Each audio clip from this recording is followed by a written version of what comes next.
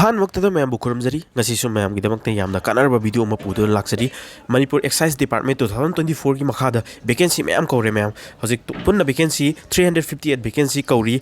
कौरीब post vacancy inspector of excise sub inspector of excise constable in excise LDC का driver का पोस्टनी post vacancy vacancy थबक की vacancy क्या लेना मैम हाइजगे क्वालिफिकेशन क्या होगनी इलिजिबिलिटी क्राइटेरिया कमाई तौगनी हाइट चेस्ट मेजरमेंट कमाई तौगनी लास्ट डेट करम कानो डॉक्यूमेंट्स स्पॉन्सर डेट नचिंग मैम लोन खंगजरगे मैम चैनल से सब्सक्राइब तौसमीरमु थबक मरी लेने जीनियन नोटिफिकेशन मैम मतम चाना यौहनब होनाजगे मैम चैनल से सपोर्ट तौबीरमु सब्सक्राइब नंबीरमु ma'am government of Manipur office of commissioner of excise Manipur नथोकपा चेरोल की मतुंग हजिक थबक मैम कौरी सिद कौरीब थबक इंस्पेक्टर ऑफ एक्साइज ने अहमद मागी सैलरी 17,700 की होगनी number of post vacancy 22 vacancy होगनी unreserved की 13 होगनी शेड्यूल ट्राइब की 3 होगनी OBC मैतई की वैकेंसी 3 होगनी को मथंगदा सब इंस्पेक्टर ऑफ एक्साइज SI की थबकनी को एक्साइज मागी सैलरी 12,750 की होगनी नंबर ऑफ पोस्ट वैकेंसी 22 होगनी अनरिजर्व की 13 होगनी शेड्यूल ट्राइब की 6 वैकेंसी होगनी OBC मैतई की वैकेंसी 3 होगनी सिदा वैकेंसी ख्वाई चाउरीब पोस्ट कंस्टेबल मेल से निको मैम मागी वैकेंसी 300 वैकेंसी नी मागी पे 9,000 दी होगनी अनरिजर्व की 150 होगनी वैकेंसी यामिको मैम शेड्यूल ट्राइब की 93 वैकेंसी नी OBC मैतई की 38 वैकेंसी होगनी OBC मैतई पांगल की वैकेंसी 12 होगनी AC की वैकेंसी 3 होगनी वैकेंसी यामे मैम फॉर्म एप्लाई तौर मणिपुर मणिपुर कौरीब वैकेंसी खुद मैम एम्प्लॉयमेंट एक्सचेंज रजिस्टर तौर कैंडिडेट होगी यारोको मैम थबक एम्प्लॉयमेंट एक्सचेंज रजिस्टर तब कंपलसरी होगनी स्पॉन्सर की लास्ट डेट मैम हाइजगे फॉर्म से कई थागतनी है मैम लोन खंगजगेको मथंग post vacancy LDC clerk level की एंट्री मागी पोस्ट वैकेंसी 10 होगनी अनरिजर्व की वैकेंसी 3 होगनी शेड्यूल ट्राइब की वैकेंसी 3 होगनी OBC मैतई की वैकेंसी मागी सैलरी 10,850 होगनी मथंग लाइव पोस्ट वैकेंसी ड्राइवर की ड्राइविंग लाइसेंस कार्ड पाइब कैंडिडेट होगदबनी मैम मागी सैलरी 9,950 होगनी नंबर ऑफ पोस्टना 4 होगनी अनरिजर्व की वैकेंसी 3 लेगनी शेड्यूल ट्राइब की वैकेंसी 1 लेगनी एज लिमिट मिनिमम 18 years होगदबनी ड्राइवर की मिनिमम ईयर 21 years होगदबनी मैक्सिमम ईयर से 38 होगदबनी 1 February 2024 मागी रिलैक्सेशन लेगनी OBC की 3 years की रिलैक्सेशन लेगनी upper age limit schedule tribe schedule caste की वैकेंसी एज लिमिट 5 years की रिलैक्सेशन लेगनी upper age limit person with disability की 10 years की रिलैक्सेशन लेगनी मैम शेड्यूल कास्ट की वैकेंसी याउद्रे OBC मैतई पांगल की वैकेंसी याउदे OBC मैतई की वैकेंसी याउदब पोस्ट याउरिसे अनरिजर्व लोन यानीको इसा की कैटेगरी शेड्यूल कास्ट पो शेड्यूल ट्राइब पो OBC पो इसा कैटेगरी फॉर्म से थाजिनबियो मैम इसा की कैटेगरी वैकेंसी लेरमद्रगदी इसाना थाजिलब कैटेगरी नत्तबिद अनरिजर्व ने हैना थागिदोने अनरिजर्व की वैकेंसी लोन फंगदोनिको मैम इसा की कैटेगरी थाजिनबियो वैकेंसी लेरमदब तारगसु अनरिजर्व फंगदोनी मैम मागी एजुकेशनल क्वालिफिकेशन से ख्वाई चाव पोस्ट इंस्पेक्टर ऑफ एक्साइज से डिग्री इन रिकॉग्नाइज यूनिवर्सिटी होगदबनी ग्रेजुएट लोरब कैंडिडेट होगदबनी मागी फिजिकल से कमाई तौई है हाइट से मिनिमम 162 सेंटीमीटर होगदबनी चेस्ट एक्सपांशन से मिनिमम एक्सपांड तौर 79 सेंटीमीटर यौब कैंडिडेट होगदबनी अहमसुब क्राइटेरिया मणिपुरी नॉलेज लेब कैंडिडेट होगदबनी डिजायरेबल से हिंदी की नॉलेज लेब कैंडिडेट हिंदी की नॉलेज लेबने हेना पामे है NCC की B सर्टिफिकेट फौ फंगब कैंडिडेट सिंजु पामे है डिजायरेबल से याउद्रसु यादो याव मीदने हेना खुदों चाबा पीगिनी हैमनिको सब इंस्पेक्टर ऑफ एक्साइज की माजु ग्रेजुएट पास होगदबनी फिजिकल हेल्दी होबा मी होगदबनी हाइट से 5.4 feet वांगब कैंडिडेट होगदबनी 31 inch सेंटीमीटर होगदबनी 31 inch होगदबनी चेस्ट मेजरमेंट सिना एक्सपांशन 33 inch होगदबनी को मैम 2 inch की मिनिमम एक्सपांशन लेगनी सिजु चमने knowledge of Manipuri and Hindi लेगदबनी डिजायरेबल सी अदुग एनसीसी की बी सर्टिफिकेट पाइबा कैंडिडेट ने हेना खुदोंग चाबा पीगनी हारी अदुगा सिदा कांस्टेबल कौरिबा सी कांस्टेबल जिदी 12 पास होगनी को मैम 10 पास ना थाबी यारोय constable in excise Sidi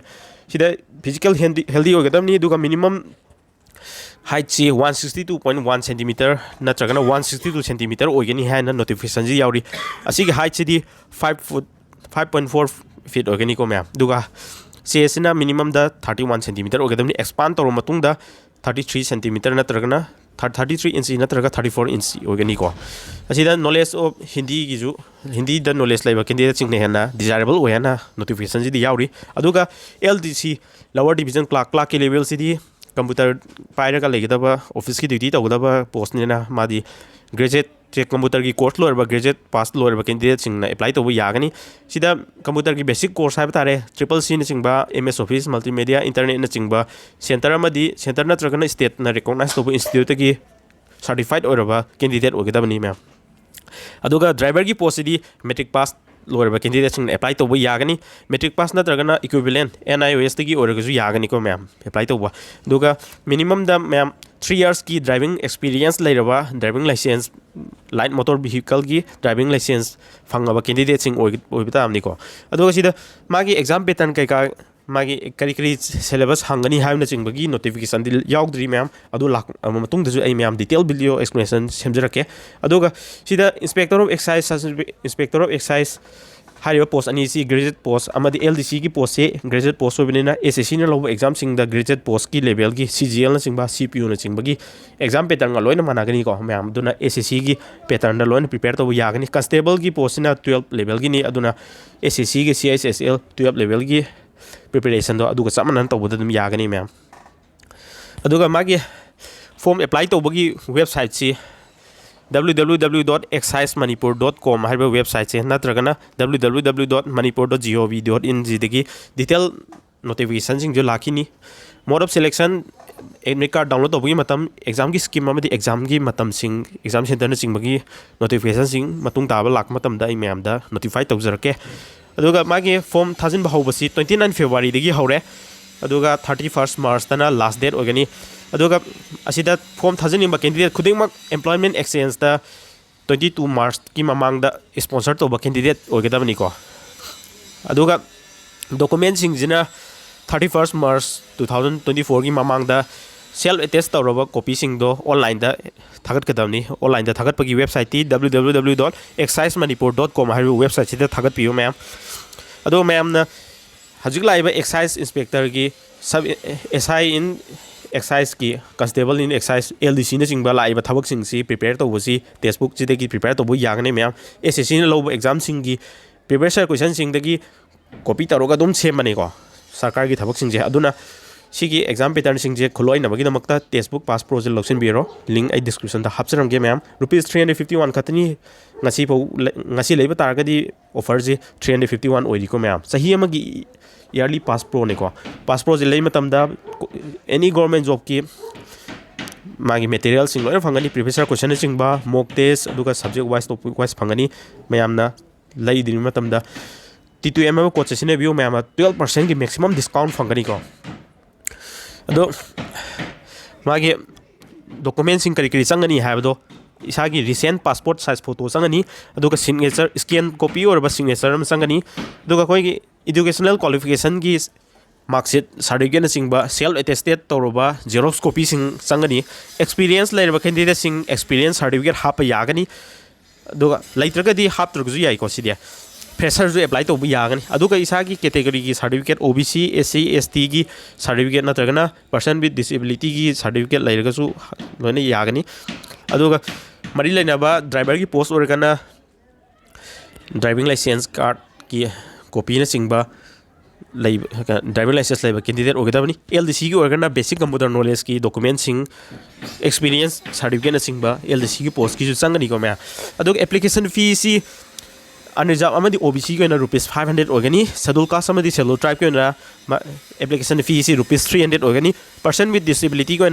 application fee से नील होगनी फॉर्म फी अब लौरय person with disability gi di oina dono mayam detail notification lakhigani exam pattern kamai tawgani exam gi center kamai na select tawgani ham na chingba adugi detail notification ju la matungda ai mayam da inform toroke mayam na channel sibu support obio subscribe to simiramu mayam gi damakta kanaraba job information na chingba matang sana matam sana mayam da genuine one notification mayam da loina fangan jage si that aina thaga leba notification je fangning ba tar ga su mayam ai telegram channel da join to bio telegram channel gi link so description da hapsaram ge aduga prepare to bagi course na chingba mayam da pambi ba leirga su mayam da dum fangan jage sida paid video course ta maths ki reasoning ki english ki gk ki computer ki basic knowledge sing amadi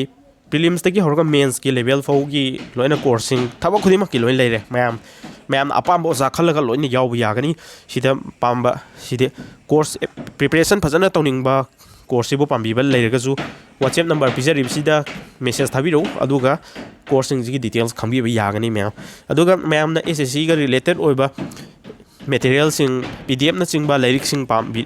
pdf ki form da pambibal targa su contact tawbiro whatsapp number sida aduga mayam loina phangba yagani mayam government job karam laiba habido mayam na comment section da habiramu mayam gi damakta detail oiba amadi yamna genuine oiba mayam da arai mong da notification sing je mayam na pabada gyan ta da biyawi ko aduna maru oiba sing je kai dono habido ki highlight point sing do ai mayam da detail explanation dum tawjurake mayam na support of you subscribe to simbiramu ngasi ki ne di ai video si matang si da tension jarage thank you